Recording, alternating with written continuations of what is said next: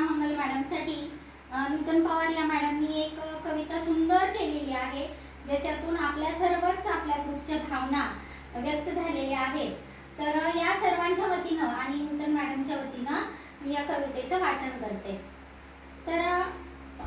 सुरुवात अशी आहे. निर्मळ मानवतेचा उत्तुंग हिमालयाची महानता तू, आसमंत तरवळणारा कस्तुरीचा सुगंध तू, प्रेमळ सृष्टीकर्त्याचा कोमल स्पर्श तू, अतृप्त आत्म्यांची नियंत्याने दिलेली प्रतिक्रिया तू, निराश निस्तेज कणांची आशा आणि दिशाही तू, व्याकुळ त्या जीवांची एकमेव आशा आणि चिकित्सा तू, ज्याची कमतरता जीवनी भरून काढण्याचे साधन तू, विज्ञान आणि आध्यात्मिकतेचा